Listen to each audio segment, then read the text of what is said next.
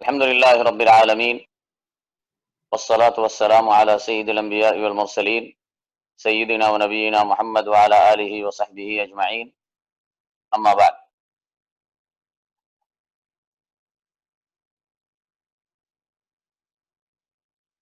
بھائیو اور دوستو، آج ہماری اس نشست کا جو موضوع ہے وہ ہے لیلۃ القدر کے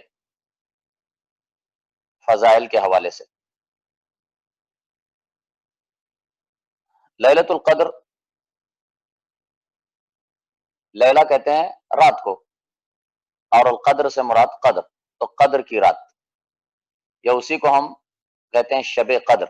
شب قدر یہ فارسی کا لفظ، شب کا مطلب رات اور قدر قدر، تو لیلۃ القدر شب قدر یا قدر کی رات۔ اچھا، قدر کی رات سے کیا مراد ہے؟ قدر کس کو کہتے ہیں؟ قدر کے دو معنی اہل علم نے بیان فرمائے۔ پہلا معنی ہے قدر و شرف، یعنی یہ رات قدر والی، منزلت والی، شرف والی، بزرگی والی، عظمت والی رات ہے۔ دوسرا معنی قدر کا، جس کو ہم کہتے ہیں قدر و قضا یا قضا و قدر سے، اور اس معنی میں لیلۃ القدر کو اس لیے لیلۃ القدر کہا گیا کہ اس رات میں آئندہ سال تک کے بندوں کے جو فیصلے ہیں، جو ان کی تقدیریں ہیں، آئندہ سال تک کے اللہ تعالیٰ ان کو لوح محفوظ سے آسمان دنیا پر اتارتا ہے تاکہ ان پر عمل درآمد کیا جائے۔ جیسا کہ اللہ تعالیٰ نے فرمایا فیہا یفرق کل امر حکیم، کہ اس رات میں فیصلہ کیا جاتا ہے ہر حکمت والے کام کا۔ تو لیلۃ القدر دونوں معنی میں درست ہے۔ پہلا معنی قدر و شرف اور منزلت والی رات، اور دوسرا معنی کہ یہ وہ رات ہے جس میں اللہ تعالی آئندہ سال تک کے جو فیصلے ہیں وہ لوح محفوظ سے آسمان دنیا پر اتارتا ہے۔ لیلۃ القدر کے فضائل کیا ہیں؟ اس حوالے سے سب سے پہلی چیز جو ہمیں نظر آتی ہے وہ یہ ہے کہ اللہ تعالیٰ نے لیلۃ القدر کی فضیلت کے بارے میں ایک مکمل سورت قرآن مجید میں اتاری، جس کو ہم اور آپ سورت القدر کے نام سے جانتے ہیں۔ اور یہ لیلۃ القدر کی فضیلت کو سمجھنے کے لیے ایک اہم چیز۔ اعوذ باللہ من الشیطان الرجیم، بسم اللہ الرحمن الرحیم۔ انا انزلناہ فی لیلۃ القدر وما ادراک ما لیلۃ القدر لیلۃ القدر خیر من الف شہر تنزل الملائکۃ والروح فیہا باذن ربہم من کل امر سلام ہی حتی مطلع الفجر۔ انا انزلناہ فی لیلۃ القدر، بے شک ہم نے نازل کیا ہے اس کو لیلۃ القدر میں۔ بے شک ہم نے نازل کیا ہے اس کو، یعنی اس قرآن مجید کو، اس قرآن کو اللہ تعالیٰ نے لیلۃ القدر میں نازل فرمایا، یعنی اس قرآن کریم کے نزول کی ابتدا لیلۃ القدر میں ہوئی۔ انا انزلناہ فی لیلۃ القدر وما ادراک ما لیلۃ القدر، اور تجھے کیا معلوم کہ لیلۃ القدر کیا ہے، اور تجھے کیا معلوم کہ لیلۃ القدر کیا ہے۔ یہ جو اسلوب ہے، مفسرین بتاتے ہیں کہ یہ اسلوب اور تجھے کیا معلوم کہ لیلۃ القدر کیا ہے، یہ اسلوب اس رات کی، اس لیلۃ القدر کی عظمت پر دلالت کرتا ہے، یعنی یہ بہت بڑی چیز ہے، بہت عظیم شے ہے۔ وما ادراک ما لیلۃ القدر، اور تجھے کیا معلوم کہ لیلۃ القدر کیا ہے، یعنی وہ بہت عظیم چیز۔ پھر اللہ تعالیٰ نے اس کی عظمت اور اس کی بزرگی اور اس کی فضیلت بیان فرمائی۔ لیلۃ القدر خیر من الف شہر، یہ لیلۃ القدر خیر بہتر ہے، افضل ہے، من الف شہر 1000 مہینوں سے۔ اللہ اکبر، یہ لیلۃ القدر کی سب سے بڑی فضیلت جو اللہ تعالیٰ نے یہاں پر بیان فرمائی۔ لیلۃ القدر خیر من الف شہر، لیلۃ القدر 1000 مہینوں سے زیادہ بہتر، یعنی اس لیلۃ القدر کی عبادت، اس لیلۃ القدر کی عبادت وہ 1000 مہینے کی راتوں میں عبادت سے، یعنی بغیر لیلۃ القدر والی 1000 مہینوں کی راتوں کی عبادت سے بہتر اور افضل ہے۔ 1000 مہینے کتنے ہوتے ہیں؟ 1000 مہینے تقریباً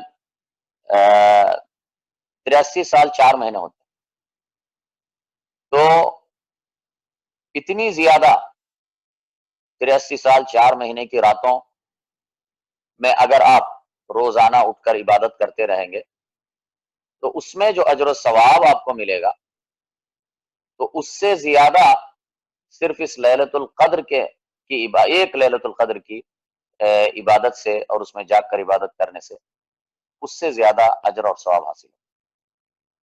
اور یہ اللہ تعالیٰ کا اس امت پر بے پایا فضل و احسان ہے اور اس کا کرم ہے کہ اللہ تعالیٰ نے اس امت کو لیلۃ القدر کی دولت سے یا لیلۃ القدر کی نعمت سے سرفراز فرمایا ہے۔ لیلۃ القدر خیر من الف شہر تنزل الملائکۃ والروح فیہا بإذن ربہم،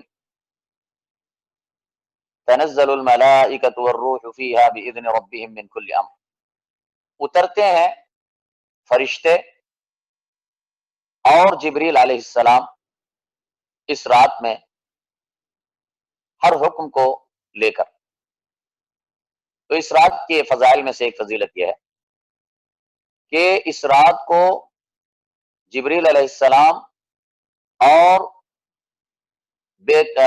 بے شمار فرشتے دنیا میں اترتے ہیں، آسمان دنیا پر اترتے ہیں، نزول فرماتے ہیں اللہ کے حکم کے ساتھ، اور یہ بہت زیادہ تعداد میں اترتے ہیں۔ بعض احادیث سے معلوم ہوتا ہے کہ زمین کے کنکروں سے زیادہ تعداد میں فرشتے نزول فرماتے ہیں۔ اور یہ فرشتوں کا نازل ہونا کیا معنی رکھتا ہے؟ فرشتوں کے نازل ہونے کا مطلب یہ ہے کہ اللہ تعالیٰ کی رحمتوں کو لے کر وہ زمین پر نزول فرماتے ہیں۔ تو یہ رحمتوں اور برکتوں والی رات ہے۔ تنزل الملائکۃ والروح فیہا بإذن ربہم من کل امر سلام، سلامتی ہے، یعنی اس رات میں سلامتی، اللہ تعالیٰ کے عذاب سے بندوں کو سلامتی حاصل ہوتی، لیکن ان کے لیے جو سلامتی کے اسباب کو اختیار کرتے ہیں، جو سلامتی چاہتے ہیں اور سلامتی کے اسباب کو اختیار کرتے ہیں، تو ان کے لیے اس رات میں سلامتی حاصل، سلام یہ حتی مطلع الفجر، یہ رات طلوع فجر تک باقی رہتی، یعنی اس کا مطلب یہ ہے کہ اس رات کی مدت بتائی گئی ہے کہ یہ رات کے شروع ہونے سے لے کر طلوع فجر تک اس کا وقت ہے، یہ پوری رات لیلۃ القدر۔ رات شروع کب سے ہوتی ہے؟ سورج غروب ہونے کے بعد سے، یعنی جب سے روزہ آپ افطار کرتے ہیں تو یہ سورج غروب ہو گیا، تو غروب شمس سے اس رات کا آغاز ہو جاتا ہے اور پھر صبح طلوع فجر تک، یعنی فجر کی نماز کی اذان تک یہ رات باقی رہتی اپنی ساری برکتوں اور رحمتوں اور عظمتوں کے ساتھ۔ اسی طرح اس کی فضیلت یہ ہے کہ یہ بڑی مبارک رات ہے، جیسا کہ اللہ تعالیٰ نے فرمایا انا انزلناہ فی لیلۃ مبارکہ، یہ سورہ دخان کی آیت، بے شک ہم نے اس قرآن کو اتارا ہے لیلہ مبارکہ میں، لیلہ مبارکہ یعنی برکت والی رات، اور یہ برکت والی رات کیا ہے؟ وہی لیلۃ القدر، انا انزلناہ فی لیلۃ القدر، اور سورہ دخان میں فرمایا انا انزلناہ فی لیلۃ مبارکہ۔ اور اسی طرح اس رات کی ایک فضیلت یہ ہے کہ اس رات میں، جیسا کہ شروع میں ہم قدر کا معنی بیان کرتے ہوئے میں بیان کر چکا ہوں، کہ اس رات کو اللہ تعالیٰ آئندہ سال تک کے بندوں کے جو فیصلے ہیں تو ان کو اللہ تعالیٰ لوح محفوظ سے اتار کر آسمان دنیا پر بھیجتا ہے. اسی لیے اللہ فرماتا ہے سورہ دخان ہی میں فیہا یفرق کل امر حکیم، اس رات کو ہر حکمت والے کام کا فیصلہ کر دیا جاتا ہے، یعنی آئندہ سال تک. یعنی یہ تو فیصلے اللہ کے پہلے سے لکھے ہوئے ہیں، تقدیر میں لکھے ہوئے ہیں، لوح محفوظ میں پہلے سے ہیں، لیکن ایک سال کے فیصلے وہاں لوح محفوظ سے نکال کر اللہ تعالیٰ آسمان دنیا پر بھیجتا ہے تاکہ آئندہ سال تک کے کام نپٹانے کے لیے اور ان کے امپلیمنٹ کے لیے. اسی طرح اللہ کے نبی صلی اللہ علیہ وسلم کی احادیث کی طرف رجوع کرتے ہیں تو اللہ کے نبی صلی اللہ علیہ وسلم کی یہ مشہور حدیث لیلۃ القدر کے قیام کے متعلق اور اس کی فضیلت کے متعلق ہے، اس کو حضرت ابو ہریرہ رضی اللہ تعالیٰ عنہ روایت کرتے ہیں، صحیح بخاری اور مسلم کی روایت ہے.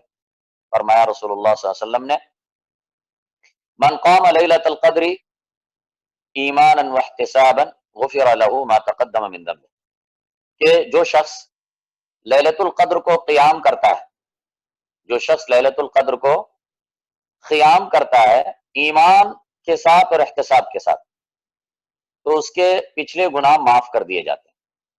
تھوڑا سا اس حدیث کو ہم اس کی تشریح کرتے ہیں. من قام لیلۃ القدر، جو لیلۃ القدر کو قیام کرتا ہے، قیام کرنے کا مطلب یہ ہے کہ تراویح پڑھتا ہے، تہجد پڑھتا ہے اور کھڑے ہو کر اس میں قرآن کریم کی تلاوت کرتا ہے، تو یہ اس کو کہتے ہیں قیام. تو من قام لیلۃ القدر، جو لیلۃ القدر کو قیام کرتا ہے ایمانا واحتسابا، یہ دو شرطوں کے ساتھ، ایمان اور احتساب.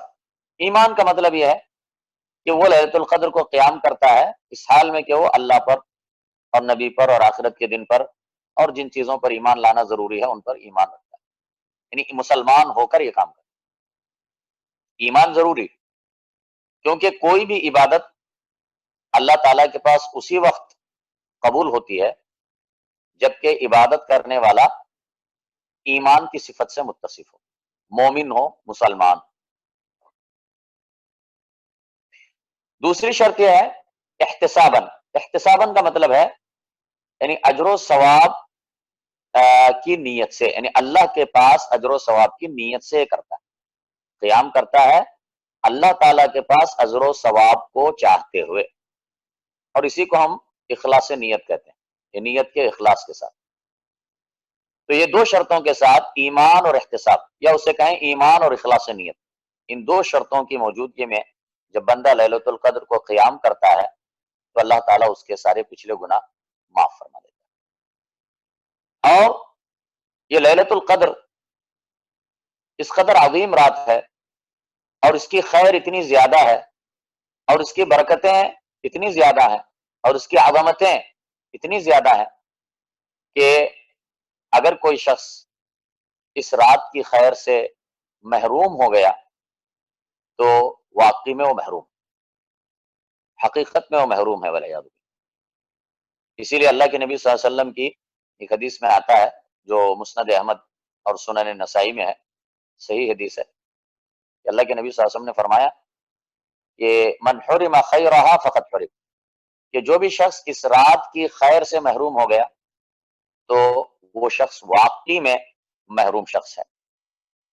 تو لیلۃ القدر کی انہی فضائل کی روشنی میں اور انہی فضائل کی وجہ سے اہل علم نے فرمایا کہ لیلۃ القدر پورے سال کی سب سے افضل ترین رات ہے، سب سے افضل ترین رات.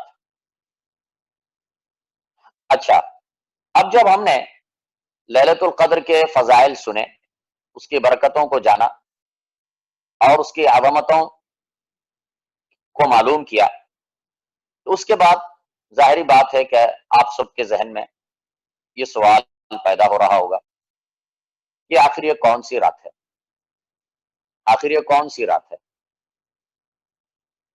تو اس کے بارے میں بلا شک و شبہ یہ جو رات ہے وہ اسی رمضان کے مہینے میں ہے اور اسی رمضان کے مہینے کے آخری 10 دنوں کی راتوں میں سے ایک رات. یہ آخری 10 راتیں جو ہیں جن کو ہم عشر اواخر کہتے ہیں، عشر اواخر یا آخری 10 راتیں، تو یہ رات رمضان کے مہینے کے آخری 10 راتوں میں سے کوئی ایک رات. یہ اس پر امت کا تقریباً اجماع، اس میں کوئی شک و شبہ نہیں. جیسا کہ اللہ تعالیٰ نے فرمایا شہر رمضان الذی انزل فیہ القرآن، رمضان کا مہینہ وہ ہے کہ جس میں قرآن اتارا گیا. رمضان کا مہینہ وہ ہے جس میں قرآن اتارا گیا. اور پھر اللہ تعالیٰ نے اس رات کے بارے میں فرمایا انا انزلناہ فی لیلۃ القدر، ہم نے اس قرآن کو لیلۃ القدر میں اتارا. تو معلوم ہوا کہ لیلۃ القدر رمضان کی ایک رات ہے، رمضان کی راتوں میں سے ایک رات ہے جس میں اللہ نے قرآن کو اتارا. اور یہ آخری عشرے کی راتوں میں سے ایک رات، اس لیے کہ اللہ کے نبی صلی اللہ علیہ وسلم نے فرمایا تحروا لیلۃ القدر فی العشر الاواخر من رمضان، کہ لیلۃ القدر کو تلاش کرو، لیلۃ القدر کو تلاش کرو آخری عشرے کی راتوں میں، آخری عشرے کی آخری 10 دن کی راتوں میں. تو اس سے معلوم ہوا کہ لیلۃ القدر آخری رمضان کے آخری عشرے کی راتوں میں سے ایک رات، یعنی ان راتوں میں سے کوئی بھی رات ہو سکتی. اور اللہ تعالیٰ نے اس کا علم چھپایا، اس کا علم چھپایا ہے کہ کون سی ایک رات نہیں بتائی کہ یہ رات ہی ہے ایک رات، بلکہ کہا یہ آخری عشرے کی راتوں میں سے کوئی ایک رات ہے، تاکہ بندے ان ساری راتوں میں جاگ کر عبادت کریں، زیادہ سے زیادہ عبادت کریں، اور تاکہ اللہ تعالیٰ سے زیادہ قریب ہو سکیں، زیادہ سے زیادہ اجر کما سکیں، اور تاکہ یہ بھی پتہ چلے کہ کون اس رات کی طلب میں سچا ہے، کون اس رات کی طلب میں سچا ہے.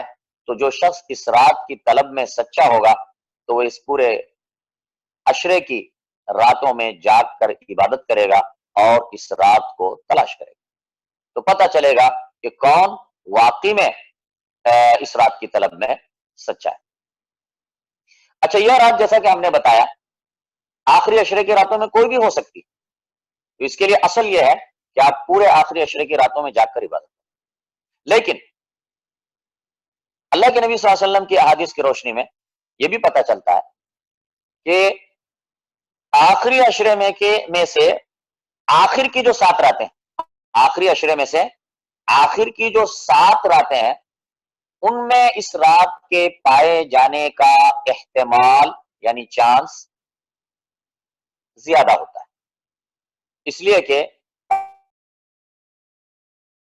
فرماتے ہیں کہ من کان متحریھا فلیتحرھا فی السبع الاواخر، کہ جو شخص اس رات کو تلاش کرنا چاہتا ہے تو وہ آخری عشرے کی آخری 7 راتوں میں، آخری 7 راتوں میں اس کو تلاش کرے.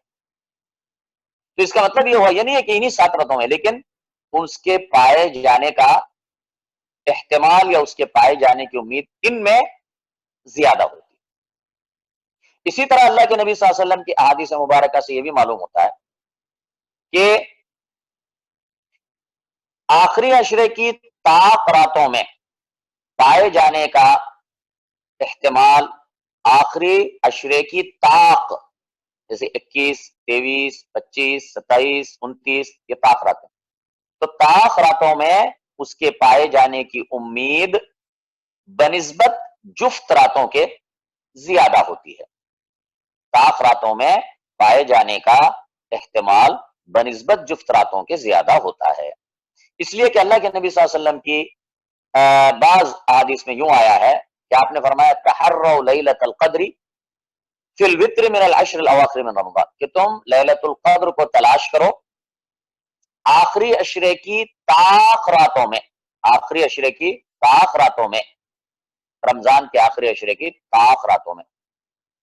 تو اسی لیے اہل علم نے فرمایا کہ طاق راتوں میں تلاش کرو بولنے کی جو روایت ہے اس کا مطلب یہ ہے کہ طاق راتوں میں پائے جانے کا احتمال زیادہ ہے. ورنہ دوسری روایت میں اللہ کے نبی نے یوں فرمایا تحروا لیلۃ القدر فی العشر الاواخر من رمضان، کہ لیلۃ القدر کو تلاش کرو رمضان کے آخری عشرے میں، ایک لفظ میں یوں آیا اور یہ دونوں صحیح روایت ہیں، اس لیے فرمایا کہ اصل تو یہ ہے کہ پورے آخری عشرے میں تلاش کریں، لیکن طاق راتوں میں پائے جانے کا احتمال زیادہ ہے، اور اسی طرح آخر کی جو 7 راتیں ہیں ان میں پائے جانے کا احتمال زیادہ ہے۔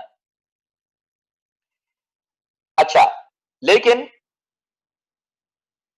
اسی لیے زیادہ صحیح اور زیادہ احتیاط والی بات یہ ہے کہ پورے آخری عشرے کی راتوں میں جاگ کر عبادت کریں، کیونکہ جفت راتوں میں بھی کوئی رات ہو سکتی،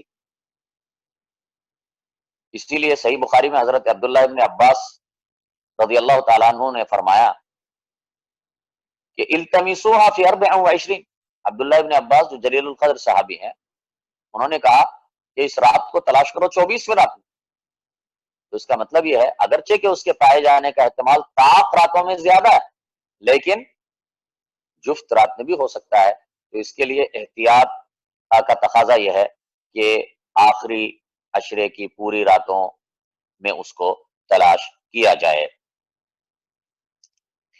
اچھا، اب اسی حوالے سے ایک اہم بات کی طرف میں آتا ہوں۔ بہت سارے اہل علم نے، محقق اہل علم نے یہ فرمایا کہ یہ رات لیلۃ القدر آخری عشرے کی راتوں میں سے کوئی ایک رات مخصوص نہیں ہے جو ہر سال اسی رات کو آتی، بلکہ یہ رات منتقل ہوتی رہتی ہے آخری عشرے کی راتوں میں، یعنی اس کا مطلب یہ ہوا کہ ہو سکتا ہے کبھی 21ویں کو ہو سکتا ہے کبھی 25ویں کو ہو سکتا ہے کبھی 23ویں کو ہو سکتا ہے کبھی 27ویں کو ہو سکتا ہے کبھی 29ویں کو ہو۔ اہل علم فرماتے ہیں کہ یہ رات منتقل ہوتی رہے، اور امام نووی نے جو صحیح مسلم کے شارح ہیں وہ قاضی عیاض سے نقل کرتے ہیں، اور قاضی عیاض بھی جو ہے صحیح مسلم کے شارح ہیں اور بڑے جلیل القدر عالم دین ہیں، تو ان سے نقل کرتے ہیں کہ یہ رات ہر سال منتقل ہوتی رہتی ہے، یعنی کبھی اس سال میں اس رات میں ہے، اور آنے والے سال میں کسی دوسری رات میں ہے، اور آنے والے اس کے بعد والے سال میں کسی تیسری رات میں ہے، یعنی آخری عشرے کی راتوں میں یہ منتقل ہوتی رہتی ہے۔ اور یہی قول حضرت امام مالک کا بھی ہے، امام احمد بن حنبل کا بھی ہے، حافظ ابن حجر بھی اس کو ترجیح دیتے ہیں، اور اسی طرح علامہ بن باز رحمہ اللہ انہوں نے بھی اس خیال کی تقویت دی ہے، اختیار کیا ہے، اور بہت سے دیگر جید اہل علم، محقق اہل علم نے یہ کہا ہے کہ یہ رات منتقل ہوتی ہے۔ اور ایسا کیوں کہا ہے؟ ایسا اس لیے کہا ہے اہل علم نے کہ یہ احادیث، مختلف احادیث کو جوڑنے کے بعد، کیونکہ بعض احادیث میں یہ آیا ہے کہ یہ 21ویں کی رات، جیسے ابو سعید خدری کی روایت میں ہے، وہ بتاتے ہیں کہ اللہ کے نبی صلی اللہ علیہ وسلم نے فرمایا کہ طاق راتوں میں سے طاق راتوں میں ہے، اور اللہ کے نبی صلی اللہ علیہ وسلم نے یہ بھی فرمایا کہ میں نے خواب میں دیکھا ہے کہ اس رات کو، لیلۃ القدر کی رات کی صبح کو، میں مٹی اور پانی میں سجدہ کر رہا ہوں۔ تو ابو سعید خدری فرماتے ہیں کہ 21ویں کی رات کو بارش ہوئی، اور اللہ کے نبی صلی اللہ علیہ وسلم نے صبح جب کی فجر کی نماز پڑھی تو آپ نے مٹی اور پانی پر کیچڑ میں سجدہ کیا، اور آپ کی پیشانی پر مٹی اور پانی کا اثر تھا، تو وہ کہتے ہیں کہ 21ویں کی رات۔ اسی طرح بعض دیگر روایتوں سے پتہ چلتا ہے کہ 23ویں رات تھی، جیسا کہ عبداللہ بن انیس کی حدیث ہے صحیح مسلم میں، اس سے پتہ چلتا ہے کہ 23ویں رات تھی، 23ویں رات میں لیلۃ القدر تھی۔ اسی طرح ایک اور روایت میں آتا ہے کہ 27ویں کی رات، جیسے ابی بن کعب رضی اللہ تعالیٰ عنہ کی، وہ یقین سے کہتے تھے ابی بن کعب کہ یہ 27ویں کی رات، کیونکہ ان سے پوچھا گیا تم کیسے کہتے ہو کہ 27ویں کی رات ہے، تو انہوں نے کہا وہ نشانی سے جو اللہ کے نبی نے بتائی، اللہ کے نبی نے نشانی بتائی تھی کہ وہ رات کی جو صبح ہوگی تو سورج طلوع ہوگا تو اس کی شعاع نہیں ہوگی، اس کی شعاع نہیں ہوگی، وہ چاند جس طریقے سے بغیر شعاع کے ہوتا ہے 14ویں رات کا چاند، اس طرح طلوع ہوگا، تو اس کو میں نے دیکھا ہے، اس لیے میں یقین سے کہتا ہوں کہ وہ 27ویں رات۔ تو اسی لیے اہل علم نے فرمایا کہ اس کا مطلب یہ ہے کہ وہ 21ویں جو بتائی اس وقت 21ویں رات تھی، اور جس صحابی نے یہ بتایا کہ 23ویں تھی، اس وقت جس سال کی بات ہے وہ 23ویں کو تھی، اور کبھی 27ویں کو تھی۔ تو ان مختلف روایتوں کو جمع کر کے اہل علم نے فرمایا کہ شاید اس کا مطلب یہ ہے کہ یہ رات منتقل ہوتی رہتی ہے، کبھی 21ویں کو ہوگی، کبھی 23ویں کو ہوگی، کبھی 25ویں کو ہوگی، کبھی 27ویں کو ہوگی۔ واللہ تعالی اعلم۔ اچھا، اب یہ تو ہو گیا، ہمیں یہ معلوم ہو گیا کہ ليلۃ القدر کے فضائل کیا ہیں اور ليلۃ القدر کون سی رات میں ہے یا کیسے اس کو تلاش کیا جائے، اس حوالے سے ہماری بات ہوئی۔ اب آخر میں جو سب سے اہم بات ہے ہمارے اور آپ کے لیے، وہ کیا ہے کہ ہم کریں کیا ان راتوں میں، ان راتوں سے فائدہ کیسے اٹھائیں، ان راتوں کی برکتوں کو کیسے سمیٹیں، یہ بہت اہم چیز جو ہماری کرنے کی چیز سب کی۔ تو اس حوالے سے ہم نبی صلی اللہ علیہ وسلم کی سنتیں جانتے ہیں کہ اللہ کے نبی کیا کرتے تھے تاکہ ہم آپ صلی اللہ علیہ وسلم کی اقتدا کریں۔ اس حوالے سے حضرت عائشہ رضی اللہ تعالیٰ عنہ کی دو مشہور روایتیں ہیں جو میں آپ کے سامنے ذکر کرتا ہوں۔ پہلی روایت ہے، حضرت عائشہ رضی اللہ تعالیٰ عنہ فرماتے ہیں، صحیح مسلم میں ہے کہ کان رسول اللہ صلی اللہ علیہ وسلم یجتہد فی العشر الاواخر ما لا یجتہد فی غیرہ، کہ اللہ کے نبی صلی اللہ علیہ وسلم آخری عشرے میں اتنی محنت کرتے تھے کہ اتنی محنت آپ کسی اور موقع پر نہیں کرتے، یعنی آخری عشرے کی راتوں میں عبادتوں میں آپ جتنی محنت کرتے تھے اتنا آپ کسی اور موقع پر کسی اور راتوں میں نہیں کرتے تھے۔ کیوں؟ جواب واضح ہے کہ اس رات میں ليلۃ القدر ہے، ان راتوں میں ليلۃ القدر ہے، اور اللہ کے نبی صلی اللہ علیہ وسلم اسی ليلۃ القدر کی تلاش میں ان راتوں میں بہت زیادہ عبادت کرتے تھے اور بہت زیادہ محنت کرتے تھے۔ یہ ایک روایت۔ دوسری روایت یہ بھی حضرت عائشہ رضی اللہ تعالیٰ عنہ کی ہے، متفق علیہ روایت ہے، فرماتی ہیں کہ کان رسول اللہ صلی اللہ علیہ وسلم اذا دخل العشر احیا لیلہ وایقظ اہلہ وجد وشد المئزر، کہ رسول اللہ صلی اللہ علیہ وسلم جب آخری عشرہ داخل ہو جاتا تھا، آپ صلی اللہ علیہ وسلم احیا لیلہ، اپنی رات جاگتے تھے، جاگ کر گزارتے تھے، یعنی پوری رات جاگ کر گزارتے تھے۔ جاگ کر گزارنے کا مطلب عبادتوں میں ہے، احیا لیلہ وایقظ اہلہ، اور اپنے گھر والوں کو بھی اٹھاتے تھے، بیدار کرتے تھے، یعنی اپنے گھر والوں کو بھی اٹھاتے تھے تاکہ وہ بھی جو ہے عبادت کریں اور اس رات کے فضائل اور برکات کو حاصل کریں۔ وایقظ اہلہ وجد وشد المئزر، جد خوب محنت کرتے تھے، خوب جدوجہد کرتے تھے، وشد المئزر، اور کمر کس لیتے تھے۔ کمر کس لینا کنایا ہے جس کا مطلب یہ ہوتا ہے کہ پوری طرح مستعد ہو کر، پوری طرح تیار ہو جاتے تھے، پوری طرح مستعد ہو جاتے تھے عبادتوں کے لیے ان مبارک راتوں میں۔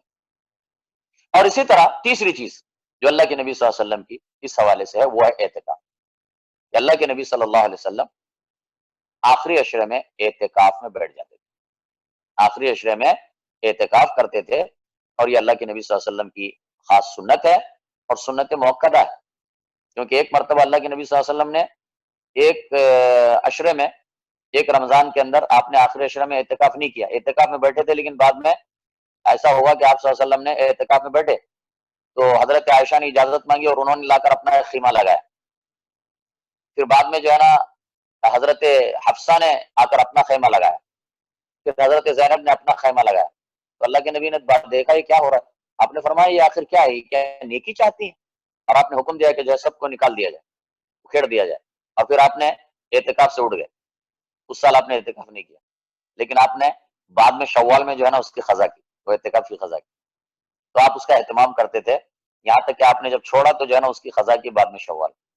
تو یہ سنت موقدہ ہے، اور اعتکاف کی اسی لیے کرتے تھے، اعتکاف کا مقصد بھی یہ ہے ان راتوں میں اعتکاف کرنے کا، تاکہ آدمی ان راتوں میں پوری طریقے سے اپنے آپ کو فارغ کر دے ساری دنیاوی بکھیڑوں سے، دنیاوی کاموں سے، تعلقات سے، اپنے آپ کو فارغ کر کے پوری طرح عبادتوں کے لیے اپنے آپ کو وقف کر دے، تو یہ اس کا فائدہ ہوتا ہے اعتکاف میں بیٹھنے کا۔ تو اسی حوالے سے ایک مسئلہ ہے، وہ یہ ہے کہ ابھی آپ کے سامنے ایک ابھی میں نے بتایا جو اللہ کے حضرت عائشہ کی حدیث کی روشنی میں کہ اللہ کے نبی صلی اللہ علیہ وسلم اس رات کو یعنی ان راتوں کو جاگتے تھے، آخری عشرے کی راتوں کو جاگ کر گزارتے تھے. یعنی اس کا ظاہری مطلب یہ ہے رات جاگتے تھے کا مطلب پوری رات جاگتے تھے، عبادت میں جاگتے تھے. لیکن حضرت عائشہ ہی کی ایک دوسری حدیث ہے صحیح مسلم میں، اس کے اندر وہ فرماتی ہیں کہ اللہ کے نبی صلی اللہ علیہ وسلم کو میں نے نہیں دیکھا کہ آپ نے کبھی پوری رات قرآن پڑھا، اور نہ میں نے آپ کو دیکھا کہ آپ نے پوری رات صبح تک نماز پڑھی. تو پھر اس کا اور اس کا کیا مطلب؟ تو اس حدیث کا تو مطلب یہ ہوا کہ آپ پوری رات نہیں جاگتے. تو اس کا جواب اہل علم نے یہ دیا کہ عام راتوں میں آپ پوری رات جاگ کر آپ پوری رات نہیں جاگتے بلکہ کچھ وقت سوتے تھے. لیکن لیلۃ القدر کی راتیں، آخری عشرے کی راتیں اس سے مستثنا ہیں، آپ اس میں پوری رات جاگتے. اور پھر دوسری بات یہ ہے کہ اللہ کے نبی صلی اللہ علیہ وسلم جب ان راتوں میں جاگتے تھے تو آپ مختلف عبادتیں کرتے تھے. یعنی یہ نہیں کہ کسی ایک عبادت میں پوری رات جاگ رہے ہیں، یعنی یہ نہیں کہ پورا قرآن پڑھتے ہوئے پوری رات جاگ دی، یا یہ نہیں کہ صرف نماز پڑھتے رہے فجر تک اور نماز ہی پڑھتے رہے، بلکہ آپ قرآن بھی پڑھتے تھے. جبریل علیہ السلام کو قرآن سناتے بھی تھے، نماز بھی پڑھتے تھے، ذکر اور تسبیح اور استغفار، دعا، تو یہ ساری مختلف عبادتوں میں یہ پوری رات جاگ کر گزارنا اللہ کے نبی صلی اللہ علیہ وسلم کی سنت ہے. اچھا، جو آپ مختلف عبادتیں کریں، نماز پڑھیں، تراویح پڑھیں، تہجد پڑھیں، صدقہ و خیرات کریں، یا اسی طریقے سے دعائیں کریں، استغفار کریں، توبہ کریں، اور دیگر جو تسبیح، تحلیل، تو یہ ساری چیزیں مختلف قسم کی عبادتیں، بلکہ صدقہ و خیرات، یہ ساری چیزیں بھی آپ ان راتوں کے اندر خصوصی طور سے ان کا اہتمام کر سکتے ہیں. اور دعا کی حد تک جہاں تک بات ہے، آپ کثرت سے دعا کریں. دعا خود بھی ایک عبادت ہے، دعا خود ایک عبادت ہے، اور اس میں عبادت کا اجر و ثواب ملتا ہے. دعا جب کریں تو آپ کی جو خاص دعائیں ہیں آپ وہ بھی کریں، کوئی حرج نہیں، اپنی زبان میں کریں. لیکن قرآن کریم کی جو کی جو دعائیں ہیں جو قرآن کریم میں آئی ہیں، اور اسی طرح جو اللہ کے نبی صلی اللہ علیہ وسلم کی مسنون دعائیں، ان کا خاص طور سے اہتمام کریں، کیونکہ وہ بڑی جامع دعائیں ہوتی ہیں. قرآن اور حدیث کی جو دعائیں ہیں وہ بڑی جامع دعائیں ہوتی ہیں، اور اس میں تھوڑے الفاظ میں بہت سارے معانی آ جاتے ہیں. تو قرآن اور حدیث کی دعائیں کثرت سے کریں، اور اپنی جو حاجتیں ہیں ان کو بھی اپنے طور پر آپ پیش کریں، کوئی حرج نہیں. حضرت عائشہ رضی اللہ تعالی عنہ سے جو دعا وارد ہے خاص اس لیلۃ القدر میں پڑھی جانے کی، اس دعا کو تو آپ بار بار پڑھتے رہیں، بار بار اس کی تکرار کرتے رہیں وقفے وقفے سے. حضرت عائشہ رضی اللہ تعالی عنہ کہتی ہیں کہ میں نے رسول اللہ صلی اللہ علیہ وسلم سے پوچھا، اے اللہ کے نبی، اگر مجھے لیلۃ القدر ملے تو میں کیا کہوں، کیا پڑھوں، کیا دعا کروں؟ تو اللہ کے نبی صلی اللہ علیہ وسلم نے انہیں دعا سکھائی. چھوٹی سی دعا ہے لیکن بڑی جامع دعا ہے، اس کو آپ بار بار پڑھیں. اللہم انکا عفو تحب العفو فاعف عنی، اے اللہ تعالیٰ تو معاف کرنے والا ہے اور تجھے معاف کرنا بہت پسند ہے، فاعف عنی، بس مجھے بھی معاف فرما دے، بس مجھے بھی معاف فرما دے. تو یہ دعا ہے جو اللہ کے نبی صلی اللہ علیہ وسلم نے حضرت عائشہ کو سکھائی تھی. تو یہ دعا جو ہے آپ کثرت سے بار بار اس کی تکرار کریں، بار بار اس کی پڑھتے رہیں، اور اس کے علاوہ جو دوسری عبادتیں ہیں ان میں وقت لگائیں، دلچسپی لیں، اور اپنے گھر والوں کو بھی جگائیں، ان کو بھی جو ہے توجہ دلائیں. تو جیسا کہ اللہ کے نبی صلی اللہ علیہ وسلم کی سنت ہے.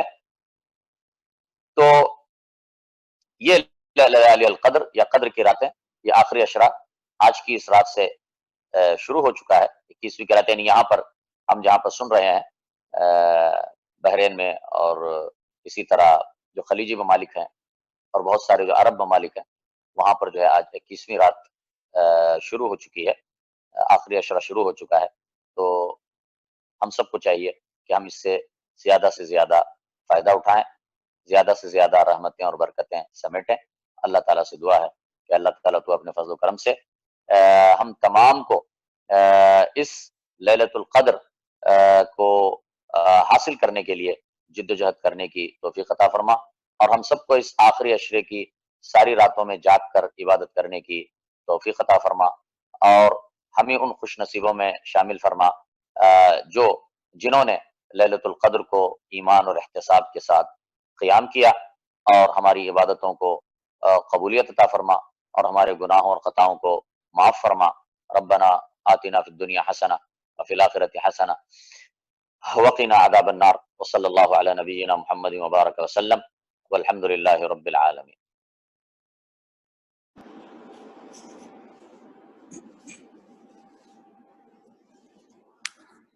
السلام علیکم شیخ۔ وعلیکم السلام ورحمۃ اللہ۔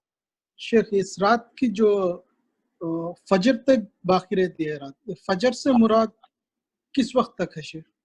فجر کی اذان تک، فجر یعنی افطار کے وقت سے شروع ہونے سے سحری کا وقت ختم ہونے تک، جی جزاک اللہ خیر۔ مغرب کی اذان سے لے کر فجر کی اذان، یعنی اشراق تک نہیں؟ نہیں، اشراق تک نہیں، کیونکہ طلوع ہی حتی مطلع الفجر، طلوع الفجر کہتے ہیں جو فجر طلوع ہوتی ہے تو نماز کا وقت ہوتا ہے صبح سے۔ جزاک اللہ خیر شیخ۔ شیخ ایک پاکستان سے سوال کر رہے ہیں، ایک ساتھی پاکستان سے سوال کر رہے ہیں، وہ یہ کہہ رہے ہیں کہ جیسے کہ ابھی ان کی راتیں مختلف ہوں گی اور جو کہ مکہ مدینہ کی ڈیفرنٹ ہے، تو وہ اپنے اس کے حساب سے 10 راتوں میں عبادت کریں گے یا مکہ کے حساب سے کریں گے؟ نہیں، ہر ایک اپنے حساب سے کریں گے۔ تو یہ بھی جو بھی ہیں، روزہ رکھنا ہے، روزہ چھوڑنا ہے، اسی طریقے سے جو آخری عشرہ ہے، یہ سب جو ہے نا اپنی رویت کے حساب سے ہوگا۔ السلام علیکم شیخ۔ وعلیکم السلام ورحمۃ اللہ۔ شیخ یہ قیام اللیل میں کتنے رکعت یعنی پڑھنا چاہیے اور اس میں قرآن پڑھنا چاہیے؟ قیام اللیل، دیکھو قیام اللیل تراویح بھی قیام اللیل ہے، ٹھیک ہے؟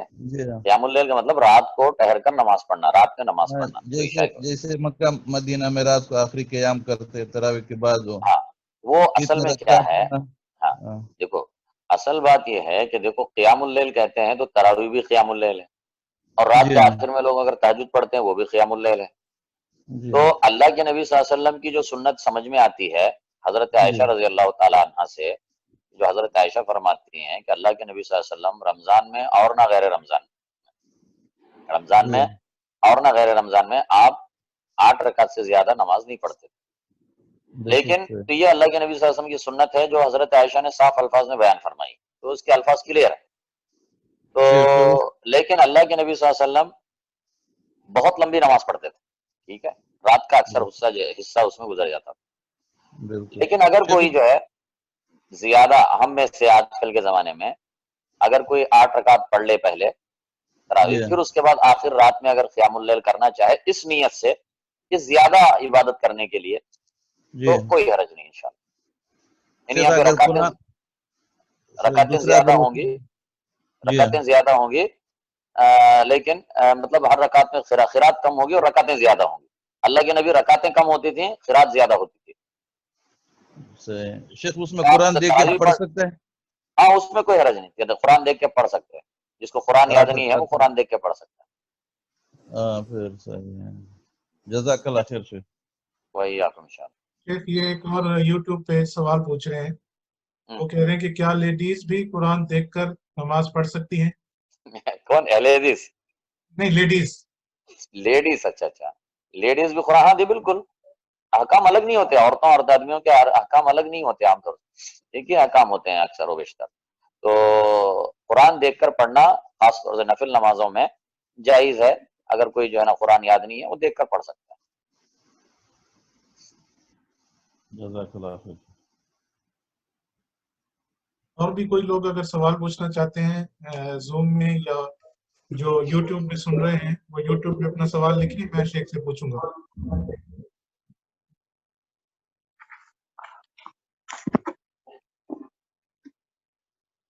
السلام علیکم نذیر صاحب۔ وعلیکم السلام ورحمۃ اللہ۔ سجاد بھائی کیا حال ہے؟ आखिरी में रिफ्रेशिंग सवाल है तो मेरा। हाँ बोलो। नहीं होने दे, आखिरी में पूछ लूं मैं रिफ्रेशिंग सवाल। नहीं अभी पूछो, मुश्किल है।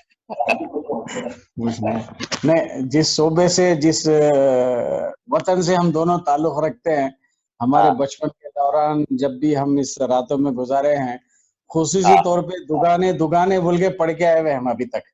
हाँ। तकरीबन आपको मालूम होगा, जिस वतन से हम ताल्लुक रखते हैं, हाँ दुगाने, ताल्लुक दो रखते हैं, रकात को एक दुगाना बोलते थे, ठीक है। दुगाने बोल के कुछ खुसूसी तौर पे पढ़ते हैं, यानी तो लैलतुल कद्र की नमाज नहीं, वो सही नहीं है। वो जो लैलतुल कद्र की मखसूस नमाज लोग बताते हैं कि ये यस ऐसी यस वो पढ़ना पूछ है, रहा था मैं। नहीं वो सही नहीं है, वो सही हदीसों में कहीं भी नहीं है, सही हदीसों से साबित नहीं है, ये बातें सही नहीं है। ये वही नमाज है, या तो तरावी पढ़ते हैं और उसके अलावा क़ियामुल लैल है। बाज़ लोग तो ये कहते हैं, बाज़ अहले इल्म की असल में एक ही नमाज है, अलग अलग तरावी और क़ियामुल लैल भी अलग नहीं है। लेकिन जैसा कि मैंने कहा, अगर कोई इस नियत से कि उसको आखिरी अशरा है, उसको ज्यादा इबादत करना है, इसके लिए अगर 8 रकात तरावी के तौर पे पढ़ता है, बाद में 8 रकात क़ियामुल लैल बाद में आखिर में पढ़ता है, तब भी कोई हरज नहीं है इंशाअल्लाह। लेकिन बाकी जो अलग से एक मखसूस नमाज बताते हैं, ये लैलतुल क़द्र की नमाज है, फिर उसका एक मखसूस तरीका बताते हैं कि इस अंदाज में उसको पढ़ना है, तो ये साबित नहीं। शेख, यूट्यूब में एक बहन सवाल कर रही है कि तौबा कैसे करें। तौबा करते हैं, अल्लाह ताला से दुआ करें। अल्लाह ताला से अगर कोई इंसान ने जो है कोई आम तौबा भी करे कि अल्लाह ताला मेरे सारे गुनाहों को माफ कर दे, मैं तौबा करता हूँ, तो अल्लाह ताला से दुआ करते हैं आप। इसी तरह अगर कोई मखसूस गुनाह है, जो गुनाह कबीरा है, तो गुनाह कबीरा के लिए खास तौर से तौबा की जरूरत पड़ती है। तो अगर कोई गुनाह कबीरा है जिसको आदमी ने इर्तिकाब किया है और उससे तौबा करना चाहता है, तो अल्लाह ताला से कहे कि मसलन अल्लाह ताला मैंने ये गुनाह किया था, अल्लाह मैं तुझसे माफी चाहता हूँ, अल्लाह ताला मैं आइंदा से नहीं करूंगा, मैं तौबा करता हूँ, मैं शर्मिंदा हूँ, अल्लाह मुझे माफ फरमा दे। और फौरन जो है ना उस बुराई को छोड़ दे, फौरन उसको छोड़ दे और अल्लाह से और शर्मिंदा हो जाए दिल में, और जो है अल्लाह ताला से तौबा करे, तो ये तौबा का तरीका। एक भाई और दिल में ये इरादा और दिल में ये नियत हो कि आइंदा कभी नहीं करेगा, ये भी जरूरी। यानी 3 शर्तें, एक तो ये कि वो दिल से जो है ना उस पर शर्मिंदा हो, दूसरे है कि फौरन गुनाह को छोड़ दे, तीसरे है कि आइंदा कभी ना करने का दिल में इरादा करे। और चौथी चीज है, अगर ताल्लुक जो है तौबा का ताल्लुक या गुनाह का ताल्लुक जो है, गुनाह का ताल्लुक अगर बंदों के हुकूक से, तो एक चौथी शर्त भी है। अगर किसी पर जुल्म किया था, किसी पर ज्यादती की थी, हाँ, तो ऐसी सूरत में एक और चौथी शर्त है, वो ये कि उसका हक उसको लौटा दे या उससे माफी चाहे। एक भाई सवाल कर रहे हैं कि फर्ज नमाज में कुरान देखकर पढ़ सकते हैं। फर्ज नमाज में बेहतर है कि कुरान देखकर ना पढ़ा जाए, नफिल नमाजों में कोई हरज नहीं है। नफिल फर्ज नमाज में जो है अपने को जो याद है उसमें से पढ़ लिया था, क्योंकि फर्ज नमाज में वैसे भी मुख्तसर तिलावत करनी ही बेहतर है। फर्ज नमाज में जो याद है उसी में से पढ़ लें। नवाफिल के अंदर जब आप उसको लंबी नमाज पढ़ना चाहते हैं और आपको याद नहीं है, तो देख कर पढ़ लें। कोई और सवाल करना चाहेगा हमारे ग्रुप में से? अस्सलाम वालेकुम नजीर मौलाना। अस्सलाम वालेकुम। जी जी, वालेकुम सलाम व रहमतुल्लाह। अहलन व सहलन। जिलानी भाई कैसे हैं, खैरियत से? अल्हम्दुलिल्लाह अल्हम्दुलिल्लाह, अल्लाह का शुक्र है। नजीर मौलाना साहब, ये तहज्जुद और क़यामुल लैल में फर्क है या सेम है दोनों? नहीं, क़यामुल लैल देखो, रात में जो नमाज पढ़ते हैं उसको क़यामुल लैल बोलते हैं। तो वो तरावी भी क़यामुल लैल है, तहज्जुद भी क़यामुल लैल है, दोनों को क़यामुल लैल बोल सकते हैं। उसमें रात की जो नमाज है, यानी देखो अब इशा पढ़ने के बाद आप रात में जो नमाज पढ़ते हैं तो उसको क़यामुल लैल कहते हैं। चाहे वो अव्वल लैल में पढ़े, यानी रात के अव्वल हिस्से में पढ़े, रात के बीच में पढ़े, रात के आखिर में पढ़े, समझे ना, ये सब क़यामुल लैल ही कहलाता है।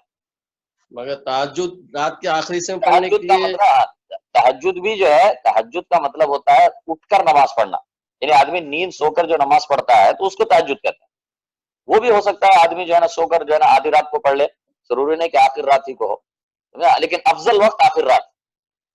क़यामुल लैल का अफजल वक्त, कोई मखसूस रकाते नहीं, 8 रकाते, 8 रकाते जी। शब कदर की अलग से कोई मखसूस नहीं। तहज्जुद के एक्चुअली 12 रकात सुनते हैं तहज्जुद के, ये किस नहीं, वो अलग से जो बताते हैं वो सही साबित नहीं है, वो दुरुस्त नहीं। 12 रकात ऐसी नमाज, हाँ नहीं, 12 रकात जो होते हैं उसमें फिर मखसूस तरीका बताते हैं, وہ اتنے خل پڑھنا اور یہ پڑھنا اور پڑھنا. اسی پڑھنے کے لیے بولتے ہیں. جی جی ہاں. نہیں وہ سب مطلب یہ نہیں ہے اس کے یہ پڑھے آپ. یہ آپ زیادہ سے زیادہ آپ یہ تراویح پڑھ لیں, پھر آخر لہر میں جو ہے اگر آپ تہجد پڑھ لیں یہ کافی ہے. اسی کو آپ لمبا پڑھ لیں, زیادہ وقت لگانا چاہتے ہیں اسی کو لمبا کر کے پڑھ لیں. شکریہ. شکریہ مولانا صاحب, شکریہ. السلام علیکم. وعلیکم السلام. شیخ صاحب ایک سوال یوٹیوب پہ آ رہا ہے. جی اگر کسی گناہ کے لیے توبہ کر لی اور ارادہ کرے کہ آگے نہیں کرنا ہے, ہاں. اس کے بعد بھی اس کے لیے معافی مانگتے رہیں یا اسے چھوڑ دیں؟ نہیں, انسان جو ہے توبہ کر لے, اچھی طریقے سے توبہ کر لے اللہ تعالیٰ سے, پھر اس کو جو ہے شرائط کے مطابق, تو اللہ تعالیٰ سے اچھی امید رکھنی چاہیے کہ اللہ تعالیٰ معاف کرنے والا ہے اور اللہ نے وعدہ کیا ہے, اللہ وعدہ پورا کرتا ہے. لیکن پھر بھی اگر کبھی انسان کو وہ چیز یاد آ جاتی ہے, یہ سابق میں نے ایسا گناہ کیا تھا, پھر سے جو ہے نا دوبارہ اللہ سے معافی چاہے, شرمندگی کا اظہار کرے, کوئی حرج نہیں. ایک اور سوال ہے کہ جو تراویح پڑھیں اور قیام اللیل الگ الگ کریں یا اکٹھا ایک ہی وقت میں کر سکتے ہیں, ایک ہی 8 رکعت میں؟ نہیں, اگر جو ہے اس کے پاس وقت ہے, مثلا یہ ہے کہ اگر وہ آخر رات تک جاگ سکتا ہے تو آخر رات میں پڑھ لے, زیادہ بہتر, افضل وقت ہے وہ, سمجھے نا. تو اگر جو ہے وہ نہیں, اس کو نہیں جاگ سکتا ہے یا اس کے پاس کچھ مجبوریاں ہیں, اس کی ڈیوٹی ہے, وہ اگر کچھ مسائل ہیں, تو ابتدائی رات میں جو ہے نا پڑھ کے سو جائے.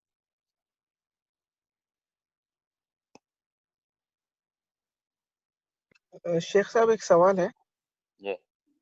اگر کوئی رمضان جو ہے 29 دن کا ہو گیا تو اس میں آخری 10 راتوں میں 20ویں بھی کاؤنٹ ہوگی؟ نہیں کاؤنٹ ہوگی, 9 ہو جائیں گے. پھر 9 ہوگی. 10 راتوں کا مطلب یہ ہوا, 10 راتوں کا مطلب یہ ہوا کہ 30 کے حساب سے 10 راتیں, اگر 29 کا ہوا تو 9 راتیں رہ جائیں. ٹھیک ہے, جزاک اللہ خیر.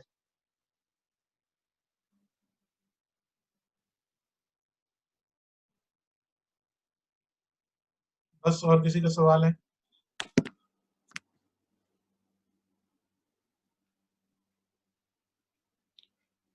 شیخ میرے خیال میں ٹھیک سوالات ختم ہو گئے.